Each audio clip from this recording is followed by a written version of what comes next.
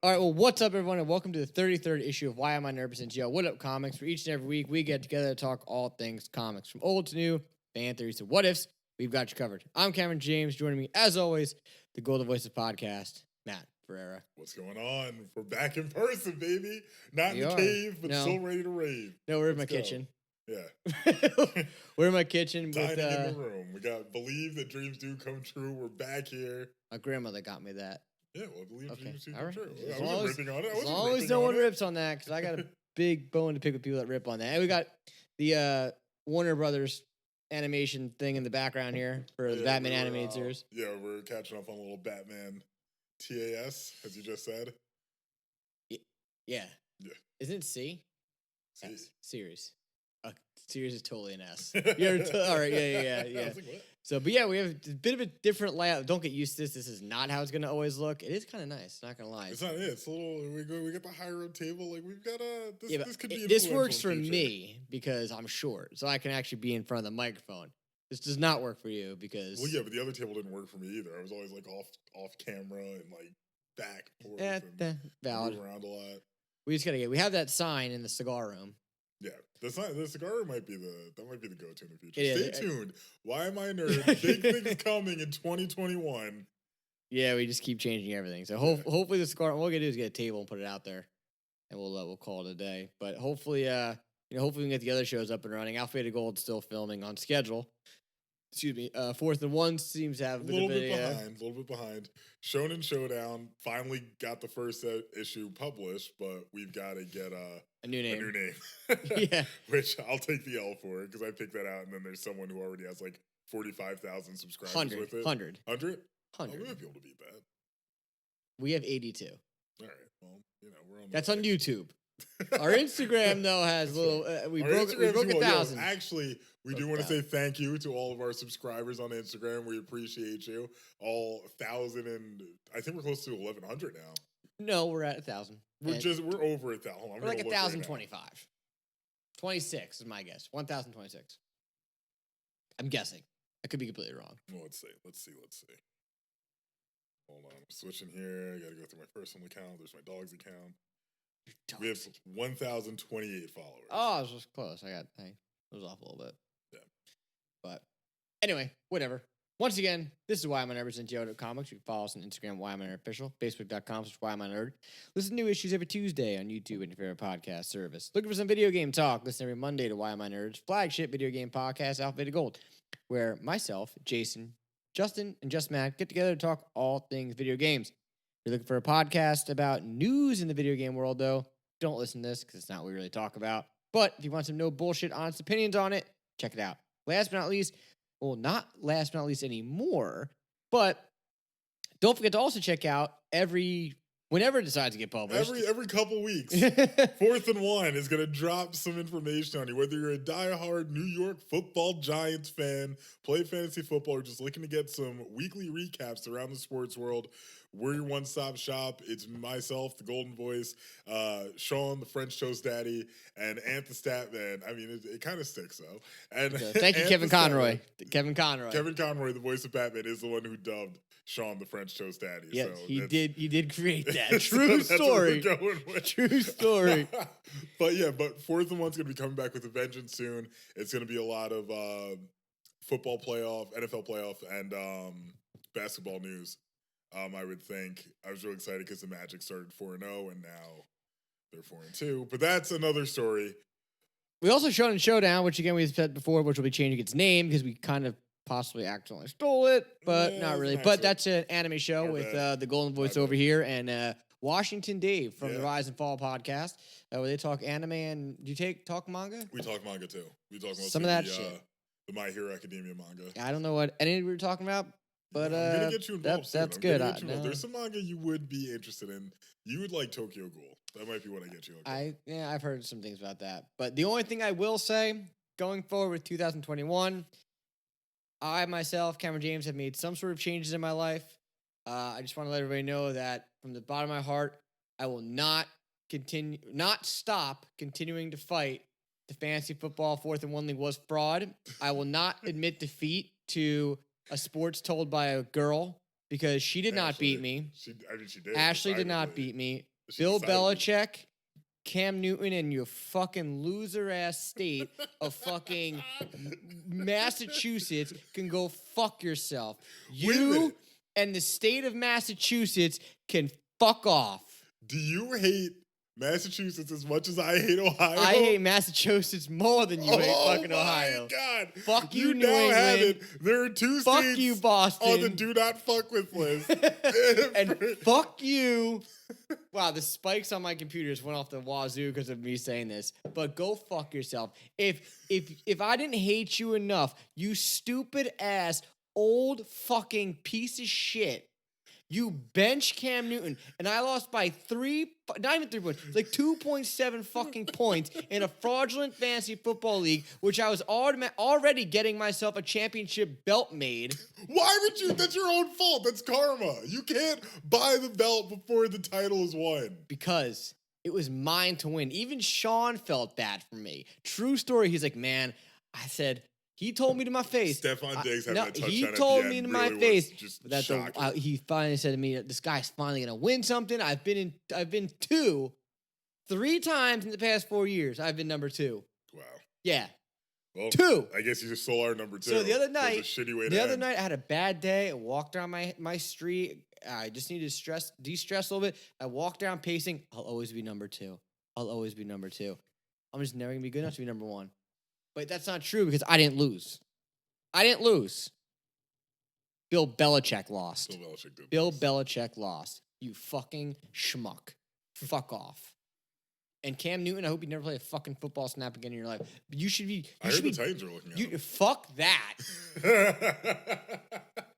You should be disowned from all things sports. You're like fucking LeBron James. You're a pussy. LeBron James is a great person. He's a He just bitch. had the misfortune of being born in the worst state in the union. Go But Buckeyes. he's a good person. Shut your mouth. I can't wait to watch this year's college football. Anyway, comic book fans, hot off the press, courtesy of the Planet Bugle, we've got a hard R for The Walking Dead. We get this from CBR.com. The Walking Dead movie is getting a hard R rating. Scott Gimple, that's an unfortunate name, the writer-producer for The Walking Dead, teased that The Walking Dead film will have a hard R rating when it finally hits theaters. Are we shocked by this? Because honestly, I'm thinking, no. There's no other rating that would have been acceptable for this to work. You know what I mean? Like, does that make sense to you? Oh, what'd you just find? Wait a minute. Ladies and gentlemen, we have potential breaking news. What the fuck? What happened? No. Uh-oh.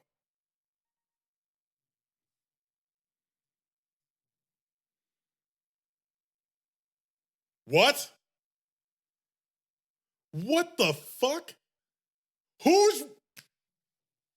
Well, this came out of left field. Hold on, we're taking a hard detour. This is breaking news. Also comes to us from CBR.com, even though this was released a day ago. The official synopsis for Batwoman Season 2 premiere teases a clash of imposters as Gotham's new Caped Crusader is pitted against Bruce Wayne. Honestly, we've said it before. I'll say it again. I'm going to go with a hard fuck this show.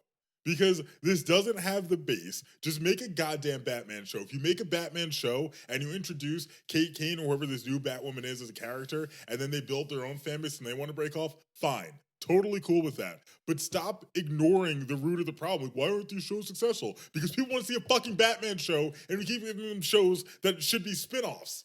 To start, this got... But nobody wants to see a CW Batman show. Who the fuck is this guy? Like, why is it... Why... Who's what guy? They show who's playing Batman? Yeah. Warren Christie. All right, sorry. So the full synopsis for All right. what happened to Kate Okay, Kane. hold on. Oh, boy. This just gets even weirder. So his casting call lists him as Bruce Wayne, Batman, Tommy Elliott, and Hush. All right, spoilers. My bad.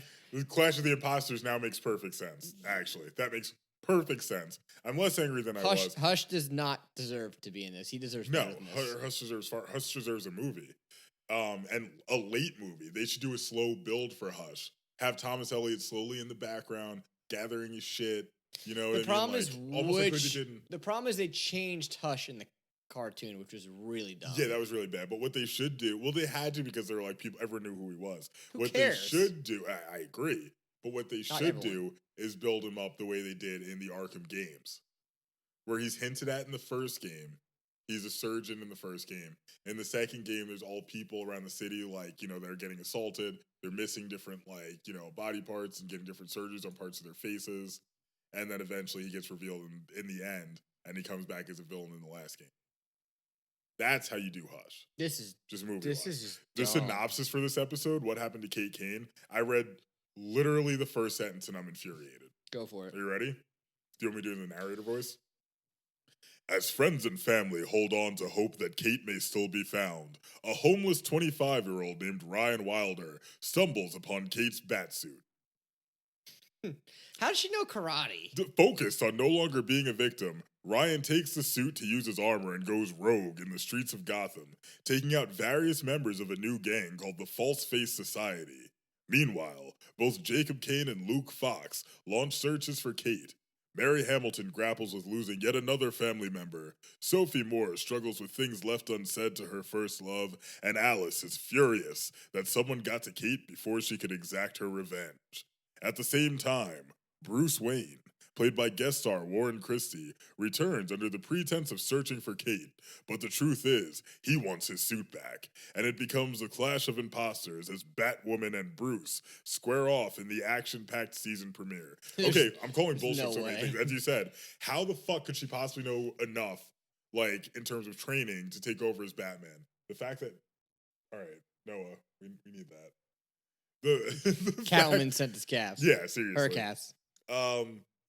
That's bullshit. The fact that the suit got somehow retrofit instead of entirely redesigned to fit Kate's body and now just miraculously also fits Ryan's body, and Bruce wants it back instead of just buying a new one because he's a rich motherfucker. This is But which we don't know if it's Bruce. We know it's not because of that. Well, which also, you know, another thing we need to get back to, IMDb needs to stop. They need to chill the fuck out and recognize when a spoiler is a spoiler. If you're going to put somebody in something, maybe don't include their name.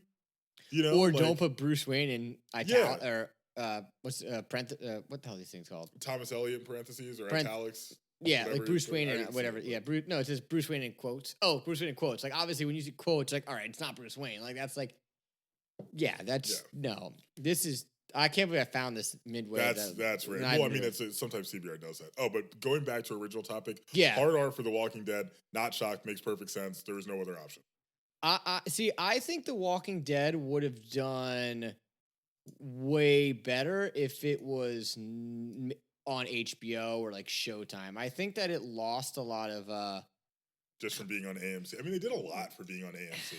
I don't know. Like, I just feel like it didn't work because it was too soap opera-y. You know what I mean? Like they didn't. They took it too far. They strayed, I think, a bit, which is why I couldn't get all the way into it. You know, I watched a good portion. I was like, it's just not holding me the way the books did. Well, yeah, but the problem too, like this. So he says that he teased that the script he wrote would be a 17 plus. Okay, so now you're gonna tell me this movie's NA or was it MA? NC-17. Yeah. So. You're not gonna. I mean, unless they plan on like cutting off Rick's hand in this or some shit like that. Like this movie is what the show should have been the entire time. Yeah, agreed. You know, who probably would have done this show the best just based on their track record, and I'm going by what they did with Banshee, was probably Cinemax. I don't even know where to start with this. If you haven't watched Banshee yet, you need to watch Banshee immediately. If you're watching The Boys and you think Homelander's a really good actor, you need to watch Banshee because he's the main character in that. And you never even find out who he actually is. Minor spoiler, but whatever. Yeah. You realize that in the first episode. He's but yeah, I think The Walking Dead is in the right direction with this. I think that The Walking Dead just needs to, no pun intended, just needs to die. I think it's over. Like, well, it can't. It can. It can't. It's The Walking Dead. Well, that's just a stupid pun. But like, you know, like Like, think about it, like they're making TV shows on AMC about The Walking Dead just to have, something like the Fear of the Walking Dead, like which is Rise unnecessary. of the Walking Dead. You know, now there's like a kids drama on it. No, there's not. Yeah, Why? I don't know. I asked freaking AMC. So I mean, hopefully they do something well with it. But I mean, I'll definitely go check it out, especially if it's free, which it probably won't be. But I'm not going to go see a Walking Dead movie in the movie theater for fucking I don't know however much money it's going to be. So I'm out on that. But I'll see it for free if it's online on TV. So next up, we've got trouble on the Batman set yet again. I wonder what Robert Pattinson could have done or not done now. So this is a whole different ball game because I don't know which article you want to pick first. Pattinson ready to quit because of Matt Reeves. This comes to us from CosmicBook.news. It's claimed that Robert Pattinson has been pushed to his breaking point while filming The Batman, which has to do with director Matt Reeves. The info comes from UK's The Sun, which had the same report in October. Matt Reeves, allegedly Robert Pattinson's been saying Matt Reeves is a control freak on set, as requiring Pattinson to do upwards of 50 takes inside the bulky Batman suit, leaving him and the crew exhausted. Now, I will say, the source of the site claims filming is a grueling process, especially for Robert, as Matt is such a perfectionist. He'll insist on doing scenes over and over again and get bogged down to the tiny detail. Sometimes it's like he doesn't know when to stop. So, it goes on, one other thing I should add. It goes on to say Warner Brothers can't afford the fan base to be disappointed and have thrown $90 million at the film. Fair. It is high stakes. I get that. But Robert Pattinson, maybe shut the fuck up. Maybe you should be doing push-ups, on the side, and you'd be in better shape to sit there in that bulky costume. You've been stuck on this like not. It bugs the fuck out of me that he's not in shape. It really does. Why? Because we're watching the animated series and he's built like a fucking. Well, he should be. He's the only vigilante or superhero that legitimately needs to be in shape all the time, because we discussed this before. Whoever Batman hits, he needs to hit as hard as he can every single time, because if it's a regular street criminal, he needs to put the fear of God into that person. If it's an actual superhero, he needs to hope to God that he's strong enough to take that person down with the first hit. Yeah, but I get that, but that's not a reason to harp on it. I think this makes sense. I mean, look, if you're, and I'm playing devil's advocate here, if you're a director, obviously, you don't want your movie to suck. But if you're an actor, you're not signing on to do 50 takes of one fight scene. I can agree with you on that. Yes, there's 50 takes is excessive, and I've been on movie sets, I've done some small independent films, and doing takes over and over again is exhausting. But there's such a thing as dry runs. There's such a thing as table reads that you can build up to a certain point. And I think 5 or 6 takes, if you want to get everything perfect, is reasonable. I agree. If you're going to 10, okay. 50 is extreme. Yeah. 50 is very much extreme. I mean, so hypothetical, 3 weeks from now, Pattinson quits. Right, I'm done.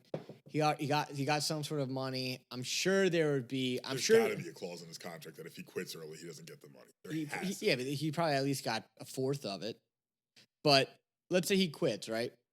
I said this to somebody before. So with all the bullshit CGI crap, which we were talking about earlier today, actually, you could probably make the fight scenes still work.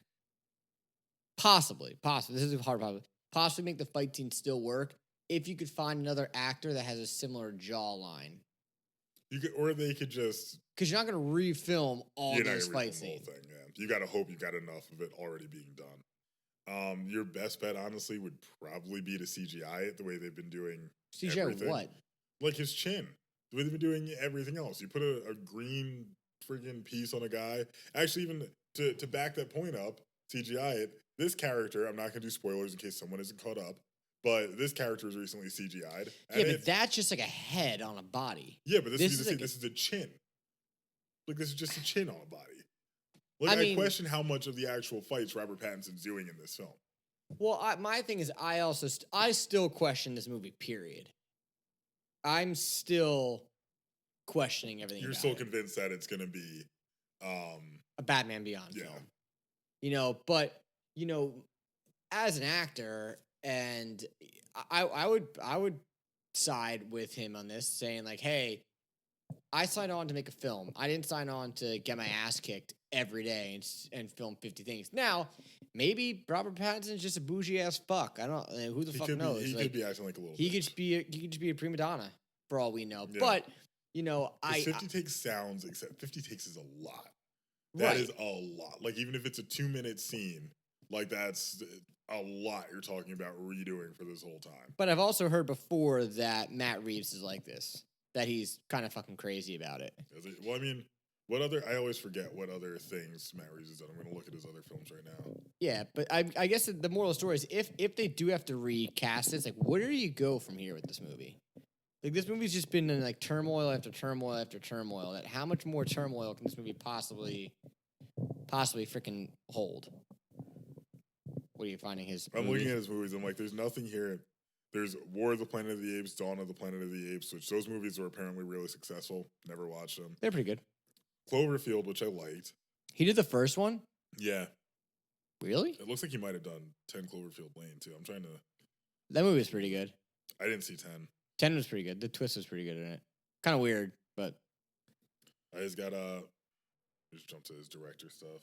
Yeah, he's got the Batman, War for the Planet of the Apes, Dawn of the Planet of the Apes, Let Me In, Cloverfield, Conviction, Miracles, Felicity, Gideon's Crossing, Homicide: Life on the Street, Relativity, The Pallbearer, and Future Shock. I mean, I gotta say, for a guy that doesn't have that, like... his resume is not so robust that I'm like Cloverfield was a lower budget thing. He might just be feeling the pressure to have this movie succeed. I mean, don't get me wrong, like the Planet of the Apes movies were pretty good, actually, but he doesn't have the name to be able to be like, hey... Matt Reeves Batman. Like, it's, you know, his name doesn't need to be tied to it. Just like Zack Snyder's name doesn't need to be tied to this bullshit coming out in, I guess, a couple months, this year at some point. You know, and the fact that they just named it Justice League Director's Cut, I don't know. Again, we've said it before. So stupid. I don't know where DC is going. I hope that they can figure out. It was the fact that it might not even be DC's fault. Because they might have been planning on doing that the whole time, but it was just called, you know, the fucking Snyder Cut, which would have been smart for them to run with. But then the fanfare around the article that we read that were like, oh, it's finally got a title, and it was just Director's Cut. Well, we might be blaming the DC for the article being poorly written. DC was bought by AT&T, wasn't it? Is that what we said, or Warner Brothers? Warner was. I think DC was bought by Warner. Warner was bought by AT&T. Okay, so. This might not be DC's fault. This could be a situation where they're having the Spider-Man syndrome, where it's owned by Fox. And they're just like... And then... Well, Spider-Man's owned by Sony, but yeah, same shit. Yeah, you know, but Fox made the movies, didn't they? No, Sony did. Fox did the X-Men movies and Fantastic Four. That's what I was thinking. I was thinking of Fantastic Four. So it could be a situation like that where, you know, Sony has the hand and Marvel's kind of like, well, whatever. This could be the same thing for DC where Warner Brothers is like, okay, we're going to do this. And DC could be like, well, this doesn't fit anything. But at the same time, if I was somebody working for DC, I'd be like, hey, I understand that you guys own us, but can I just get like some insight on who the hell's on the panel for this? Because if the guy doesn't know anything about Batman or doesn't read Batman or anything, like, be allowed to. And that's where the DC EU went south. Is just I feel like they just went with people that had names. It was just kind of like, hey, this guy has a name. This could work. Let's fucking do it. Instead of being like, hey, this guy knows what the fuck he's talking about. And JR said that last week from Modern Kind of Memes. Right. He was like, you know, they hired these guys that don't know what the fuck they're talking about, and you just have to assume that they do when they don't. And yeah, that was like you broke it. You shouldn't have touched it. It had to raise it up. The microphone was too low. For those who can't see this, the microphone fell. I caught it though with my spider-like reflexes. Yeah, you also spiked the thing. I'll have to cut that out. All right, my bad. It's all right. It's not the end of the world. Sorry, I set my levels up. Yeah. But speaking of my spider-like reflexes, wow. There's a new Spider-Man suit, and it looks like actual dog shit. Actually, it doesn't look like dog shit. We are going to get to a suit later on in the show that does look like actual dog shit, though. But remind me to bring that up later. Dog shit. What? Dog shit. Got it. It does look like dog shit. Who? You'll know when I bring it up. You read the book. Oh. Feature comic of the day. Oh, okay. Forget blue and red. Spider-Man gets a new futuristic costume for 2021 in Marvel Comics. So, pardon me. This is nothing new. Spider-Man constantly gets new suits. They're usually some kind of weird or different iteration of his original costume. This one is not. It honestly looks like a robot. I hate the eyes. It does. It It he's got does. like LED eyes. Like, it doesn't fucking make sense. It looks bad. I mean, but what is this for? Is what I can't. I don't know. I'm trying to find it. March. Okay, we have to wait until March to see the costume into the ongoing story of writer Nick Spence's Amazing Spider-Man run. Speaking of, I need to finish reading Last Remains because I started that but didn't finish it. But apparently, this plays a pretty big role. And look at the web. The web looks like a chain, doesn't it? Yeah, it does kind of look like. It looks almost like a barbed wire. The way it's fucking written weird. Written, drawn. I mean, this is this. He looks like a different character. He doesn't even look like Spider-Man. It looks like a Spider-Man themed robot, which pisses me off because I'm gonna have to buy this because if this comes out and the suit ends up being a hit for some dumbass reason, I'm gonna want to have the first issue. I don't see it becoming a hit either, but I'm gonna have to buy it anyway. It's already on the pull list. I mean, no, it's not. Amazing Spider-Man's not on the pull list. What Spider-Man have we been getting? I thought Spider-Man we've been getting the Last Remains storyline. Have you? I thought so. I can check it tomorrow if or not, then we should Wednesday. Add this to the pull list. That's fine. We can do that. I guess my thing is just that, like, I understand if you have to redesign a character because, it's a different story arc completely if you want to redo it, but this is just continuing. It's not like the Batman, when you read Batman New 52, it looks one way. Like when you read Endless Winter, they give Batman a brand new suit, and it looks pretty fucking dope. Yeah. And they actually make fun of it at one point. Like Flash, like, how come Batman's the only person that gets to come to this fight with a cool new suit? And everyone's like, no one says anything. And he's like, yeah, I kind of figured you'd give me that answer. Or like, and like Flash is trying to balance out, which I'm talking about Endless Winter right now, which you guys should read. It's actually pretty good. The ending of it, though, no spoilers, is a cop out in every sort of cop out way. That is kind of cool. What? Actually, I do kind of like his new suit. I'm looking at it now. But the ending of, in a non-spoiler way, the ending of Endless Winter just reminded me of the Martha scene in Batman vs. Superman. Oh, literally, no, I was like, no, please tell me they didn't just do that. And they fucking do it. They pulled the trigger, and I was like, wow, that's fucking bad. The thing is, if there's a character that deserves or should like logically have a new suit every time they appear, it makes sense for Iron Man and it makes sense for Batman. But Batman's suits make sense because it normally adapts like the environment. Yeah, that's like it's freezing, so he gets this thing. Yeah, but Iron Man kind of has the Spider-Man treatment where he has a lot of fucking suits and they're just a different color scheme. He's for a while, even in the '90s show, that was actually the coolest part of the '90s. Iron Man show was that his armor would adapt for every situation. It'd be like, oh shit, I've got to go under lava. He's like, activate lava mode, and it'd be like a totally different suit would like appear over his current suit. So like that was cool, and they kind of touch on that a little bit in the movies, like barely.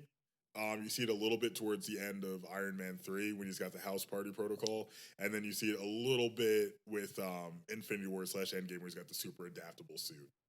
But that's again not quite. It's more like the bleeding edge. No, but to me, when it comes to Iron Man, I feel like the coolest Iron Man suit is, which isn't actually even in the movies, it's actually a Sideshow collectible figure, is the Punisher Iron Man suit. That might be. Oh, it's definitely not in the movies. It might be in the comics though. But go ahead. It's a cool suit, but yeah, but that's when he takes over War Machine's armor. I'm pretty sure it's not Iron Man. It's War Machine, if I'm not mistaken. You're right, and it has a different. It just looks like Punisher War Machine figure. Yeah, I mean, yeah, you're right. It's War Machine, but the no way. Oh, I thought that said $39 for it. I was like, I'm gonna buy this right fucking now. No, that says $400. But no, like that's cool, and I feel like, but at the same time, that makes sense because each one of warm, like each one of Iron Man's suits has like a different gadget essentially to it, which is why. But I mean, Spider-Man's not getting different. God damn, I want this fucking figure so bad. Oh God, it looks like a fucking. I'm having a moment. I'm good. I'm Can back. we get a fresh pair of pants? There's nobody in this house right now. I know, except the cat. Yeah, but nobody. I will so say they need to have a fucking. I can't wait. Pants. I can't wait for fucking Moon Knight to get a 1/6 scale figure. Though I'm gonna tell you right now, the 3 1/6 scale figures that need to get made are fucking Moon Knight, Sideshow. If you're listening to this, which I'm sure you have no idea who we are, but you should. And Hot Toys. I know you guys are like a little brother sister thing, but you should start sending us shit. You need to make a what did I just say? Oh, a Moon Knight. You need to make a fucking Grim Knight. And if no one knows what Grim Knight is, then it's if Batman was the Punisher. Yes, it is fucking awesome. You need to make that. And for a third one, you need to make, just because I'm watching it, you need to make a Batman animated series figure. Now, I know it looked wonky as fuck because just how the proportions of him was, but you should make it, and I will buy it, and I will spend the $1,200 on all 3 of those right now if you want. Another cool one too would be that's not 1/6. It's 1/6, but it's unpainted and unassembled. What? I don't know why anyone would buy that. No. Another cool one too could be the What If Spider-Man Punisher figure. I still need to find. You know what? If I can find that right now, I'm What? actually gonna buy it. The What If Spider-Man Wolverine. Find out what volume that's in, because I have the What If volume in there. Oh, do you? I don't know what's on it. I have but I do have we do have the What If in the cave. The 2008. I might have it. It might be on in that list of things. But we could see. But I guess the moral of the story is, unless the Spider-Man suit does something to progress the story, fine. But it literally isn't going to, because Spider-Man has only realistically one weapon that he always uses. I will say my favorite of the new Spider-Man suits is actually the PS4 game version. Blue one? The what? The blue one? The main one with the giant white spider crest. Like, it grew on me really fast. The Miles Morales black and red suit's pretty cool. I have beef with that suit. Not for anything against it. I love that suit. But beginning of quarantine, obviously all of us were locked up. We're making dumb purchases. There is a cosplay website that had a version on sale in my size. And I was like, it were close enough to my size. Nothing's really in my size. But it was close enough. Bought it. It was on sale, I think, like $100, all things said and done. I was like, fuck yeah, let's do it. Ordered. Month goes by, nothing. Month and a half, I'm like, yo, guys, where the fuck is this? And they're like, oh, we're sorry. It looks like FedEx lost your order. We can send you a new one. I'm like, no, just give me the money back. Did they give you it? Yeah. But I was like, I still secretly hope one day that FedEx is just going to find it and deliver it. They're not. That or somebody. Didn't you track it? No, I never got the tracking information. That's what pissed me off. That's sketchy as fuck. Well, I'm sorry. I got something that said it got delivered to FedEx, but I never got the update from FedEx. So it went from DHL to FedEx, because usually if you order something from overseas, it goes through DHL. So I didn't get the FedEx update, which means it's somewhere in the U.S. Someone has it. They're probably out just doing stuff in my Spider-Man costume. The only thing about that Miles Morales costume, I will say, as a quote-unquote diehard Batman fanboy, it is a little resemblance to Batman Beyond. Just because it's black and red? Yes. I don't care what you say. It's just a color scheme. I don't give a fuck. There's plenty. You could have picked any other color scheme. It works, though. It would have looked It doesn't work. It could have been black and white. I will say, I'm a big fan. It could have been black and white, actually, but that would have been too reminiscent of the symbiote Spider-Man costume. You can say the same for Superior Spider-Man's costume is black and red. I personally like the black. I think it resonates better than the blue. I think sometimes the blue is a little bit too overwhelming of a color with the Spider-Man costume. Hold on, can we talk about that? Never mind. He swings around during the daylight because he's too big of a bitch to go out at night. He goes out at night? Barely. What do you mean he goes out at night? He 100% goes out. He Most goes on patrols on a regular basis. Yeah, he's a kick-ass. He's like a little bitch. Most of the time he's out during the day.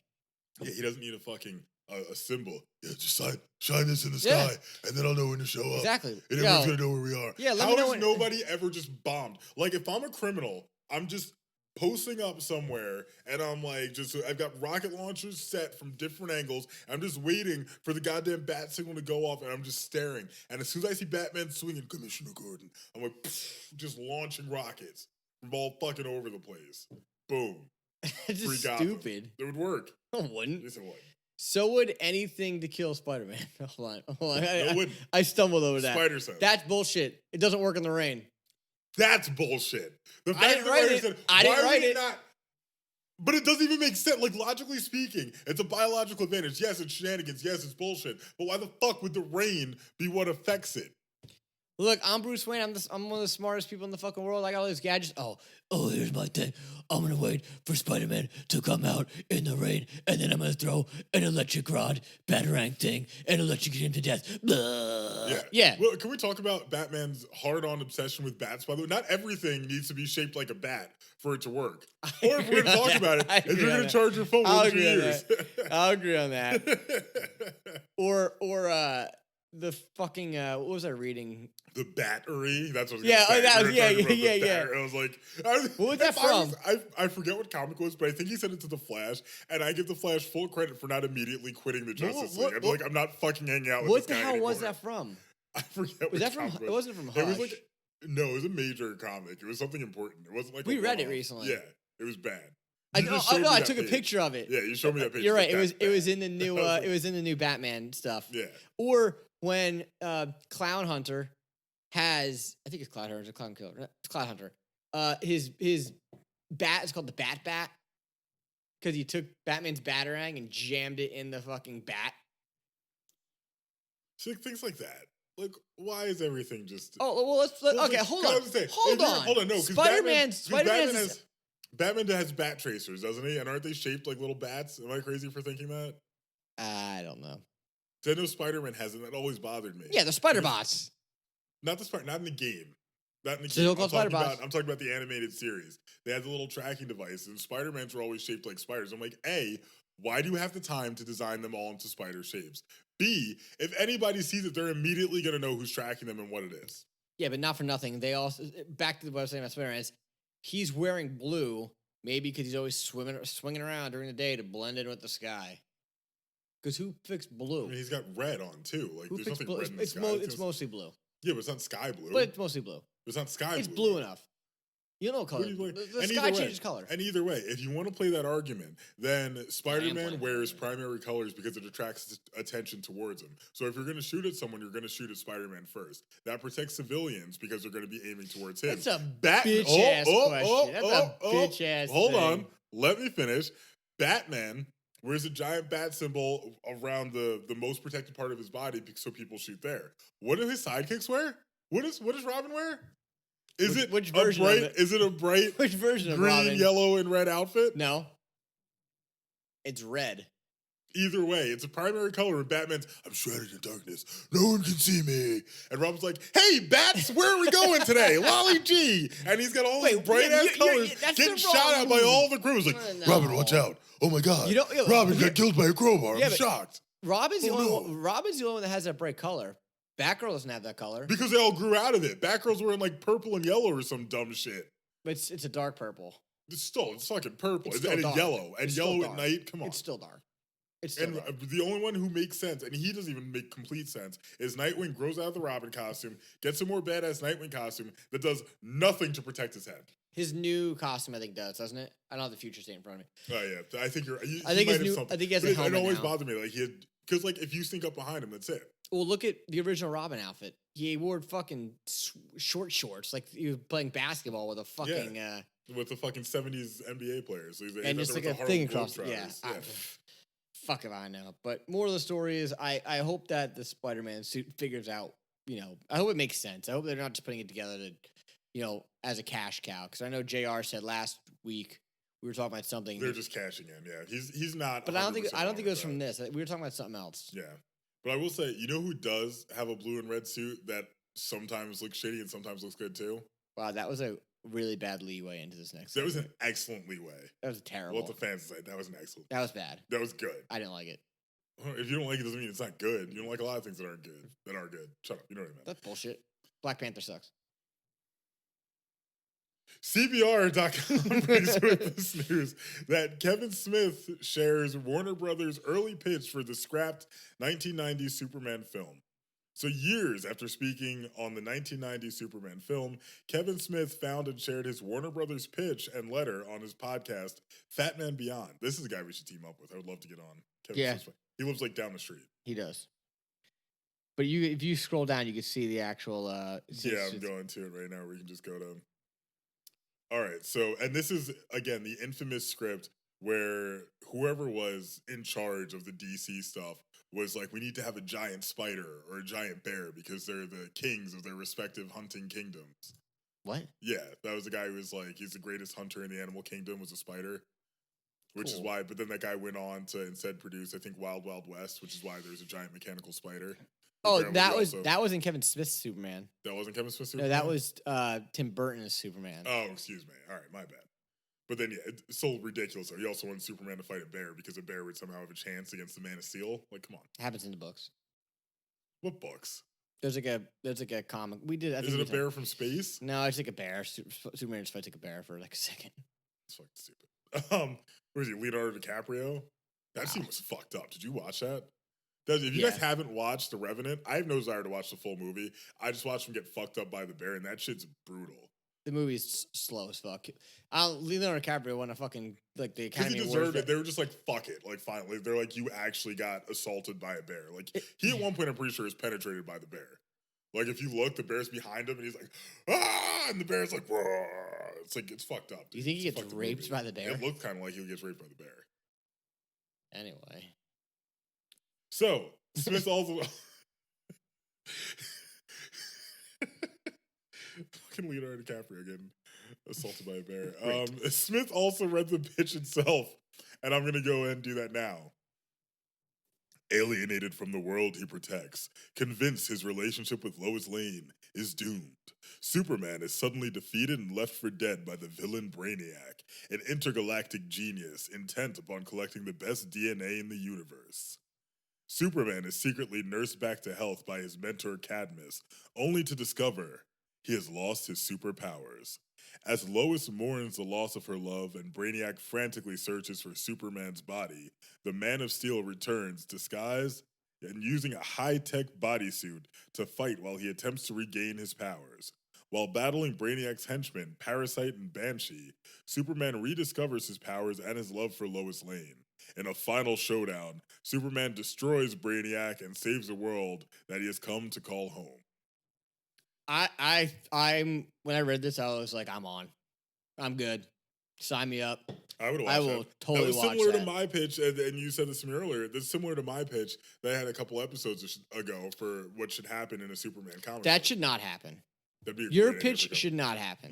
You don't want to see Batman I don't. I don't. That's a great turn for the character. It doesn't make sense. Batman won't even wear the fucking lantern ring. Yeah, but if he's given the powers out of nowhere against his will and then realizes, holy shit, I can change everything. I can fix everything. My entire war against crime can be solved in one day as opposed to one lifetime. No, he would not. 100% would. He would not. He 100% No, he wouldn't. Because if the Lanterns chose him and said, hey, you need to be the next fucking savior. You need to be the next guardian. Yeah, but he had to make the conscious choice for that. If Superman's powers were unwillingly transferred into Batman, Batman's like, well, fuck it, I've got these. I've got to do something with them while I don't think he would. I think he'd find a way to get rid of him.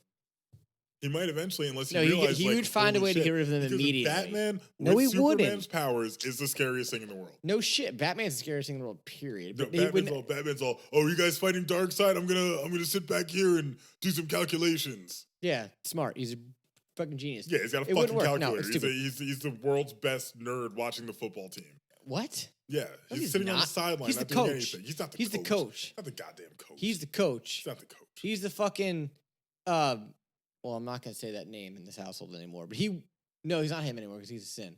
He's a coach. What? I was gonna say the B word, but fuck that guy and fuck the fucking New England Patriots, motherfuckers. But no, I think this was a really good idea. I don't know why it didn't. Probably because Warner Brothers is a bunch of fucking idiots. I mean, I'm not saying. I think. I mean, obviously. Oh wait, this is the same thing. What? The Smith Pen Superman Lives was intended to be the rebirth of DC Comics' most serious superhero. There's no way. With Tim Burton set to direct and John Peters as producer. This is the same one where they wanted to have the giant fucking spider. Okay, so this was one there's pictures of, and I don't know, because Nicolas Cage was casted. Nicolas Cage as Superman is an awful idea. Oh, it was done. He was in the suit. I know. I'm looking at it right now. Have you seen the documentary on that? No, I haven't, it's actually. It's pretty interesting to watch. It's pretty quick. I don't think it's that long. But like, he just looks so... Like, Nicolas Cage's face, like, why would you be like, yeah, Superman? Like, how do you look at Nicolas Cage's face and be like, he's an asshole? Are you... this is... Maybe there was two scripts, because... Like, Nicolas Cage is just an average-looking motherfucker. Like, he just looks like just some dude that I'd probably avoid, like, coming off the subway. I mean, he looks... He'd be like, hey, you want to help me steal the this Declaration of Independence? And not like, for nothing, this version of Superman, like, this Nicolas Cage, he literally with looks the like... long hair? He looks like... he's clearly going bald, but he has long hair? Yeah. He looks like John Lennon just left Woodstock in a fucking Superman costume. I mean, you can't tell me that there's not a better casting than Henry Cavill. Henry Cavill actually nails the look, I think. I kind of like that Brandon Routh guy. Really? Over Henry Cavill? And not to mention the fact that Henry Cavill might be the fucking man. Like, Henry Cavill would legit come on the show with us if he knew about it and, like, chill with us. Like, he's a cool dude. So, not that I think, but I'm also judging this in a different way. I'm judging this based on the fact that I feel like the Brandon Routh guy looks so much like Christopher Reeves in those movies. It was, no. Yeah, there was that was on purpose. Was Christopher Reeves? No, it's Brandon Routh was supposed to take over the mantle of the Christopher Reeves Superman films. But I don't think he looks like Christopher Reeves. I think he looks more like Dean Cain. Doesn't he? You can make that argument. But wait, was Dean Cain in that huge Superman crossover that they had? I don't think he was, actually. When they had, like, every Superman ever. Dean Cain was... I just know Dean Cain from, what's it called? What was that show he was in? What's the one with the freaking Ripley's Believe It or Not? Yeah, it's Dean Cain. Yeah, I know. I'm saying that's what I remember him from. Okay, you're right. It was what's his face in? Because the Dean Cain version of Superman looks bougie as fuck. The Dean Cain version of Superman looks like the guy from Supergirl. The Supergirl version. Yeah, that guy. I mean, that guy's not bad. I hate his costume though. Yeah, but I'm saying they look the same. But I think that the Henry Cavill suit look works for this universe because this universe sucks. And this universe, every single character looks like they're wearing some stupid, ridiculous Ironman armor suit bullshit. But I don't think he did a bad job. I think that his Superman just got a bad script. You could argue that. Because that movie, you're talking about the Brandon Routh Superman? No, I'm talking about Henry Cavill? Man of Steel. I don't think the script was that good. It was okay. The fights were what made that movie. The fights are the best part of the film. I didn't like we were arguing about this last week. I didn't like it. You couldn't tell what was happening, which I also understand. But like, if they were ever going to make a Dragon Ball Z movie, that's how I'd expect it to look. When people were like, "Oh, they could never." But make that you movie. can't Like, you can't see what the fuck's happening in the Dragon Ball Z cartoons anyway. Yeah, that's true. So it's like doesn't matter. Cool, but the thing is, with it, that's just fucking what's his face, Zack Snyder style. Like all his shit looks exactly the same. Fuck that guy. Well, you heard it here first. Fuck Zack Snyder. Fuck Bill Belichick. Fuck the New England Patriots. And fuck the state of Michigan. I mean, wrong state. Don't kill me. Goddamn. Massachusetts. I was like, Massachusetts. My bad. Wrong state. Wrong end. Apologize to Michigan. Go Buckeyes. That's rude. Now you've just pissed off 2 M states. I love you, Montana. I love you, Missouri. Is Missouri a state? Missouri is a state. That's actually where Zack Snyder's from. Fuck you, Missouri. I don't even know if that's true. Wow. All right, I love you back, Missouri. Let me see. Where is Zack? Let me look this up. Nobody cares about where Zack Snyder's from. Let's be honest. Nobody gives a fuck about where Zack Snyder's from. Do you honestly care where Zack Snyder's from? Because I don't. Holy shit. Is he from Missouri? No. Don't tell I'm me he's actually from New Jersey. Shocked at where he's from. Is he from New Jersey? No, he's from the place of a famous football team. I'll give you 4 guesses.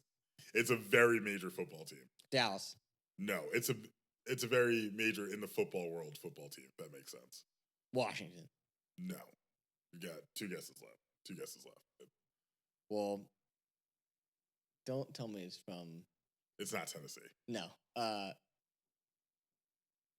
Not Minnesota. Close. Was it really? South Dakota. What major football team is in South Dakota? What major anything is in South Dakota? Is that where Mount Rushmore is? Is he from Ohio? No, I'd be furious.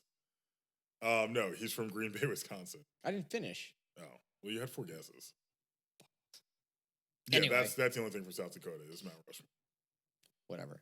Anyway, but our last topic today is just pretty much just discussing how the pandemic has affected the comic book industry. And this article actually comes from Screen Rant. Am I right? Yes. Screen Rant.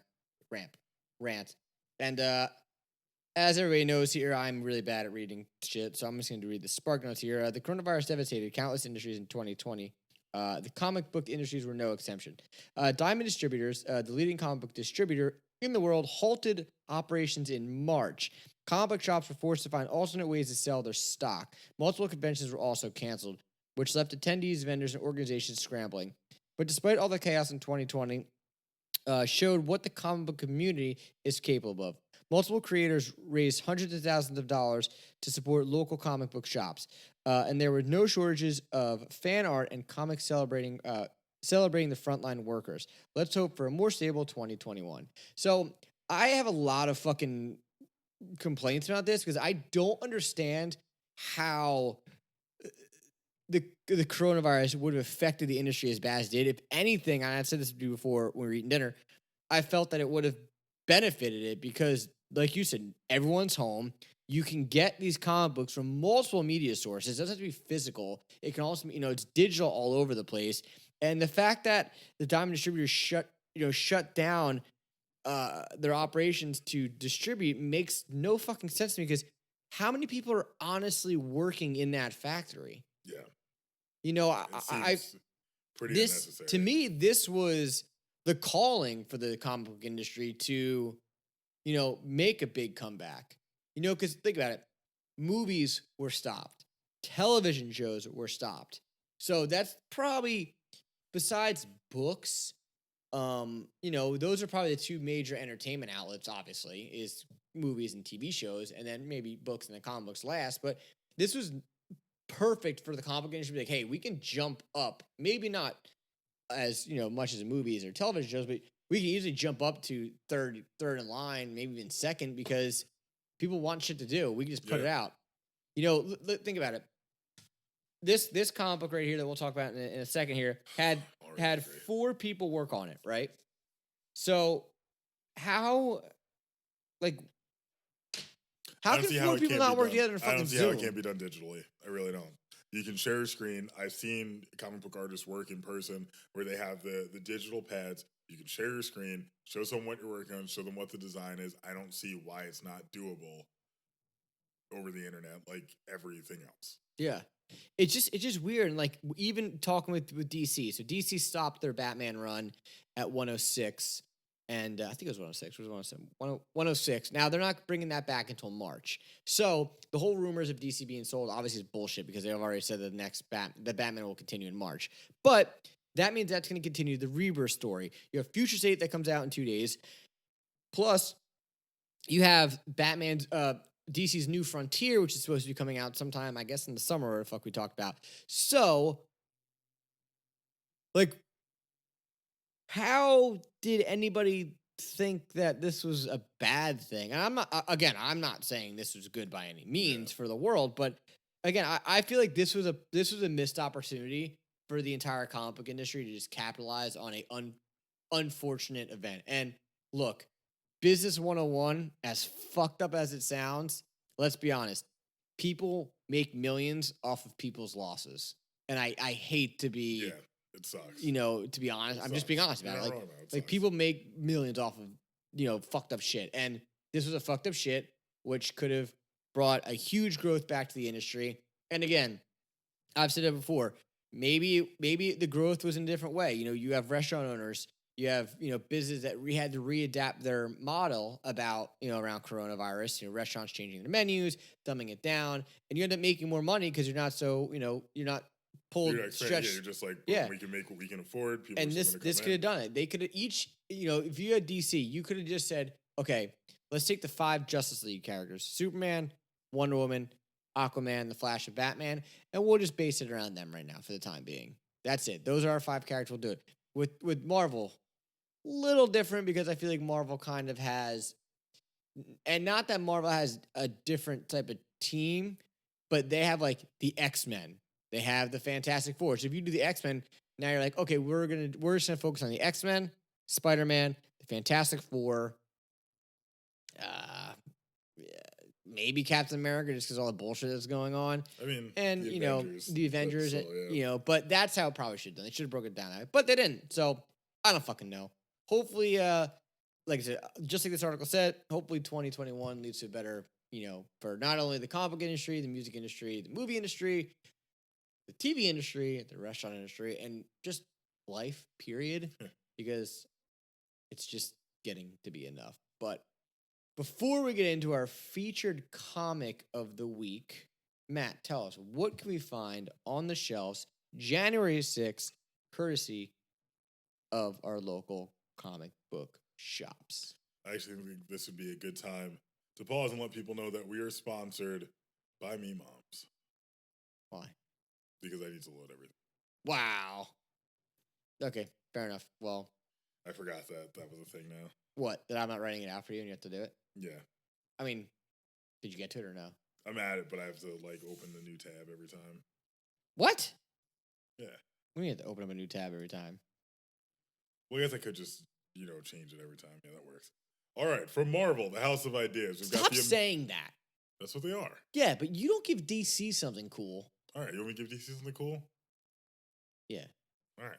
But I'm gonna fucking edit it out if you say something mean. I can say something mean. Okay, deal.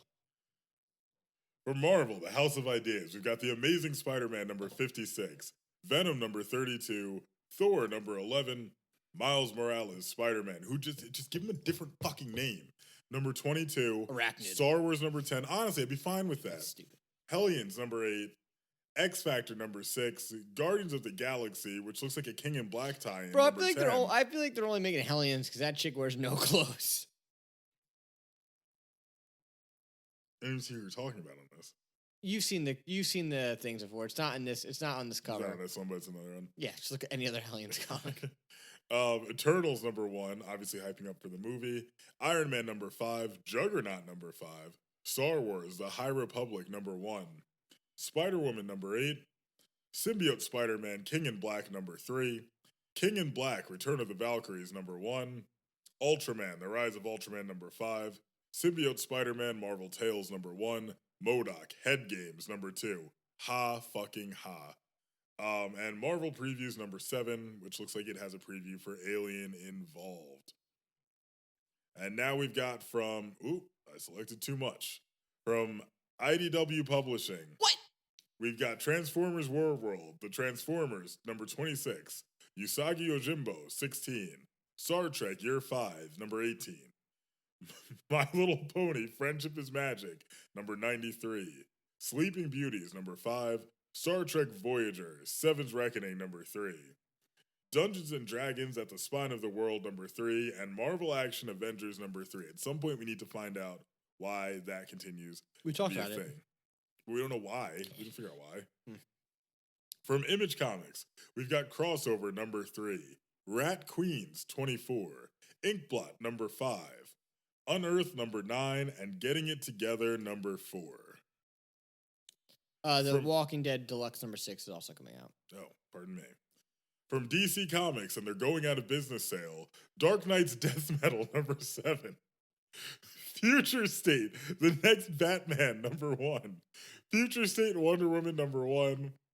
Future State Superman of Metropolis number 1. Future State Harley Quinn number 1.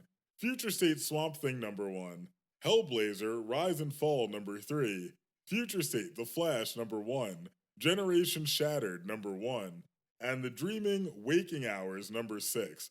Now, it's pretty clear, we've mentioned earlier, that DC has, oh God, what is this you're sharing with me? DC is obviously announcing or releasing Future State this week. You have to share the image of what you just showed me on the fucking. Fuck you. I'm gonna buy this and put it on your car and not tell you. I'll kill you. You won't even know. You'll probably not notice it for weeks. Dude, I would totally notice instead of balls hanging from my car. You would not notice if your car just a sack. So you would not up. notice. All right. Anyway. Yeah, so DC's releasing Future State this week. Pay attention. Buffy the Vampire Slayer is coming out from Image. Wait, you didn't even say what DC was coming out with. I did. I just did all DC stuff. What was I doing? I was sending you the balls picture? Yeah, all right, probably. Sorry, from IDW Publishing. Jeez, I'm all fucked up. Which is Boom Studios, somehow. Boom Studios, Buffy the Vampire Slayer number 21, no, you and The both Last Witch number 1. Selected. What? You have both of them selected. I didn't select Boom Studios. Boom Studios is IDW Publishing. No, it's not. No, yes, it is. No, I'm looking at it. Oh my God, you're awful. Oh, fuck. You're right, actually. I know I'm right. Man, do I got to go back to writing these out for you? I already did Image then, didn't I? Yeah. So you didn't do IDW. You did IDW. IDW has 8 things, but nothing loaded. Hold on, let's see. All right. No, you did IDW. I did do IDW. And I did. Do I got to write these out for you again? Yeah, maybe. Oh, come on. That's at least give me the heads up. I give you the ladies heads and up gentlemen every of the audience. Prior, Cameron wrote things out, which was fine when he didn't. But I forgot that he didn't do that this time. I haven't done it in 3 weeks. Yeah, normally I go through and I have time before because I see the script and I space everything out and I'm ready. And you I had have time. We sat here and watched the. So I'm on an iPad. It's different. Oh it's not my the same. God, I can't just right click, open a new tab. What's last one I need? Dark Horse. That's like a fucking mission. I did Dark Horse. Hey, you shut your mouth. So that's what's coming out this week. From Dark Horse, we've got Avatar: The Next Shadow number 1 and Overwatch: Tracer, London Calling number 2.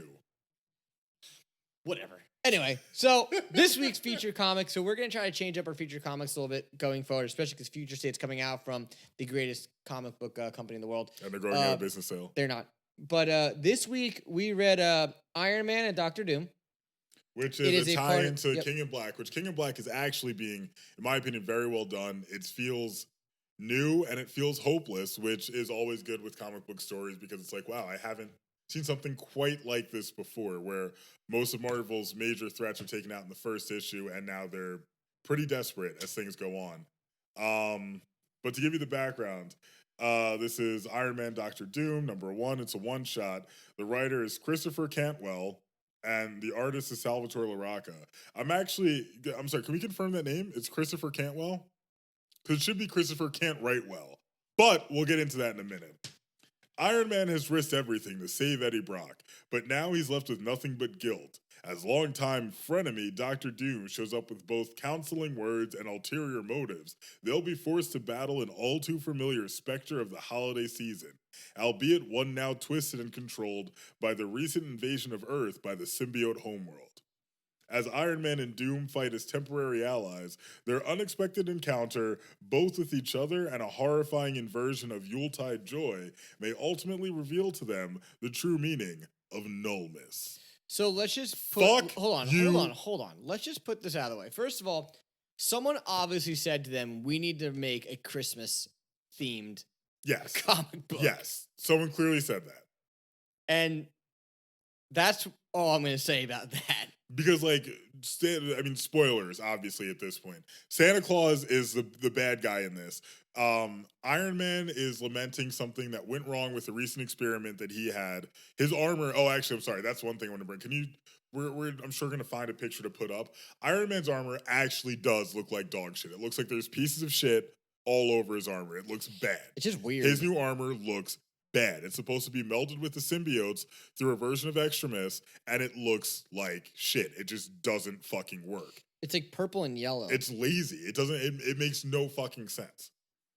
But anyway, so Iron Man's lamenting something he fucked up, and someone got hurt as a result of it, and then Dr. Doom shows up inexplicably next to him and doesn't call himself by the third person at all. Not one time in the comic. Which bugged the fuck out of me off the bat, because Dr. Doom, if you're not sure by my shirt, is my second favorite comic book character behind none other than Spider-Man. And he's sitting there the whole time saying, would you do that for me? me, the whole fucking time. Doom. Doom addresses himself as Doom. Like, what the fuck? Read a goddamn comic book, Christopher can't write well, punk motherfucker. All right? And then also, there's literally no point to this book. They're sitting there and they're talking, and then fucking Santa Claus shows up, and they're like, oh my God, that's Santa Claus? And they're like, Santa Claus simply can't be real. I'm like, I'm sorry, is there not a fucking alien invasion wrapping the entire goddamn planet in a fucking symbiote right now? You can fly, you've been to space, you have the power of a fucking god, but Santa Claus is what blows your fucking mind. Santa Claus who you refuse to believe. Get the fuck out of here. Or the fact that Iron Man's too busy trying to figure out which reindeer is who. That, and Santa Claus the whole time, because he's possessed by the symbiotes, he's only singing like evil versions of Christmas carols. Go ahead, read that line on that page. Violent night, no moonlight, all is null, all is bright. Like, what the fuck is that? Why would that be what he says? Jingle kill, jingle kill. That's kind of funny too. It doesn't make sense though. It doesn't even flow. How about this? Experience my pain, dear. The problem with the reindeers is, hold on. So, jumping to the end of this. So, first of all, I will give credit where is credit due. The artwork in this book is actually the artwork is really good. The artwork is really good. I'll give props that he did a really good job with the artwork, and it must have been drawn on like a computer tablet because it looks great. I thought he did. I agree with that. The artwork is phenomenal. But so pretty much at the end, after they beat Santa Claus. However, Santa Claus curses in candy canes, by the way. Yeah. And they're like, and literally, I think Doom's response is, that was extraordinarily profane, yeah. Whatever. But so after they kill Santa Claus and he becomes back to Santa Claus. And they're like, hold on, that can't be Santa. And Santa goes up to them and he's like, oh, Tony, you were always such a good boy, which A, isn't true. He goes, Victor, you were always on my naughty list, which A, also isn't true because Tony's done some really shitty things and Doom's done some surprisingly good things. And then Dooms tells him, well, we've slaughtered your herd pretty much. Yeah. How are you going to get home? And pretty much Santa's like, I'll find my way home. And then somehow they find a driver's license with a guy named Mike Dunwood from Paramus, New Jersey. But somehow Mike Dunwood is inexplicably Santa Claus. And knows everything about Iron and doesn't refer to them as Iron Man. Well, Iron Man makes the reference that both their identities are public, but it's still bullshit because it's like, why was he Santa Claus at all? He doesn't say that. What? He doesn't say their identities are public. Yeah, he does. Hold on, let me find it. No, he pretty much says right here. He says something like, "How did he know that?" It's in that page somewhere. He says, doesn't he say like, "How would I know?" He says Doom says something perplexes me, or which isn't how Doom talks.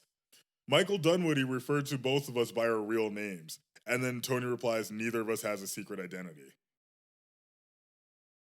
I didn't get that way. I didn't read it that way. What do you mean? That's how I else don't to read it. Okay, but time out. If this isn't Santa Claus, why is he a flying reindeer? Yes. Why are they so perplexed by the fact that Santa Claus can exist when you've met Thor, the god of thunder? Dude, the best is Dr. Doom's final say is, "Could Claus be a sorcerer supreme?" So is he going to start worshiping Santa Claus now? Like, I don't know. No, he would probably go against him. Like, Doom is one of the best sorcerers on the face of the planet. He'd go toe-to-toe with Doctor Strange in terms of... Not Doctor Strange. Yes, he Santa Claus. I know, but Doctor Strange is a sorcerer supreme. Oh, okay. But, moral of the story is... fuck this book. Don't read it. Fuck this fucking book. Fuck you, Christopher Cantwell. I hope that's a fake name. You know what? I'm going to look up what else I really hope that the future state stuff's good. We got 6 books to read. Like, this is... Oh, this pissed me off so much, though. Because, like, there's no explanation even for why Doom's there. Doom's like, oh, would you mourn for me as you mourn for this person? I mean, the cover makes them look like they're about to fight each other. Like, they're both, like, eyeing each other up. Like, yeah, like, something's going to happen. Like, it doesn't make sense. Like, Doom's just there inexplicably. Like, it's fucking stupid. Like, give me some background. Give me a reason that Doom would just appear on this rooftop behind Tony Stark. Like, fuck off. Yeah. What's his name? Christopher Cantwell? Yeah, the other thing, too, that I didn't like about this book is for a one-shot that, like, kind of could have stood by itself, You know what I mean? Like, it could have stood by itself a little bit. You listen to me? Good talk. No, this. You listen to me or not? This can't be the same guy. Okay, hold on. Hold on. No, wait. No, Wait. I just looked up this can't be the same writer. Why? It can't be. Because I looked up Christopher Cantwell, and according to Wikipedia, Christopher Charles Cantwell, also known as the Crying Nazi, is an American neo-Nazi, anti-Semitic conspiracy theorist, federal informant, and convicted felon. We love your book. I think your writing is fantastic. We would love to have you on the show. We support everything that you do. I mean, we don't support everything you do, but we support your writing. And yeah. No, there's another one. It's this Okay. guy. It's this guy. Yeah, this guy looks like a little bitch. Yeah, I'm way better with this. Christopher Cantwell is an American writer, producer, and director who has worked in television, film, and comics. He is best known as one of the two co-creators of the TV series *Halt and Catch Fire*. Yeah, this guy. But what I was gonna say was this could have been a standalone, which it is. Obviously, it's a one shot. Yeah, it could have been like a regular standalone. It didn't need the tie-in for it King did. and Black. It just could have just been a standalone for like the holidays. It didn't need to spoil King and Black. It does right in the first thing. Hardcore in the summary spoils Not even King and Black #2. Like the first thing he says is like, "Oh yeah, hey, well, don't say it. No, I'm saying, but he's like, hey, when I killed blah blah blah blah blah blah, I can't get off my mind. And Doom's like, would you be upset if I died? Yeah, and it's like one of the, and that's not how Doom talks. He goes, he would be like, would you share the same tears for Doom? Like, you know, it's just, it just shows a fundamental, just not a lack of understanding of the character. Yeah. It's honestly just insulting. And like it, I don't know. The whole thing, Iron Man's armor looks like absolute shit. We made it through it and it's over. Yeah. So, but tell us, what's our shenanigans engine this week? I was gonna go with something else, but in reviewing this book, I'm going with Iron Man's Extremis. It's actual bullshit. It rewrites your DNA so you can heal all these wounds and you can have some kind of exothermic abilities if you're watching the movie.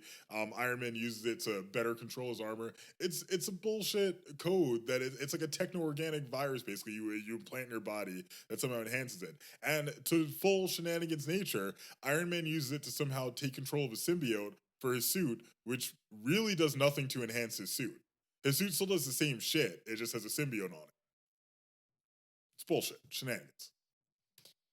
Well, there you have it, folks. Thank you for listening to the first not live, not technically live, but we're back in action. Back in person-ish. Yeah.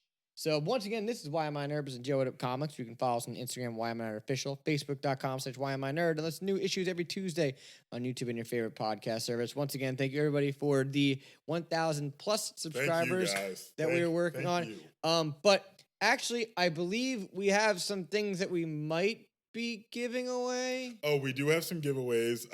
My lovely sister, Lavonda, was kind enough to provide us with a few items that we're going to be sharing in the future. As potential giveaways down the line, we will have some prizes set up for that. Cameron's already indicated that he's going to be stealing and keeping one for himself. Yes, I am. But outside of that, we've got a few things that we're excited to share. We also have one of our next hot eating challenges, and that's also gifted by my lovely sister and brother-in-law, and that's the spicy ramen that we're gonna eat for not the next Opinions Are for Assholes, but the one after that. Fair enough, because Opinions Are for Assholes this week, we're going to your buddy's restaurant. We're going to visit my buddy Casey at Broadway in Point Pleasant, where we're going to be sampling an array of wings. So they actually won Best Wings in Best Wings in Ocean County. And so we're going to be trying all their wing sauces, ending with the Angry Pirate, which is the hottest sauce on the Jersey Shore. I'm going to call it that right now. I don't know if that's the actual name. You know what I'm going to say about that sauce? It's bitch sauce. All right, we'll see what you say Bring when we actually eat it. Let's go. Bring it. We'll be filming that. Once again, we're the Nerds with the Mouse. I'm Cameron James. He's Matt Ferreira. Until next time, we're out.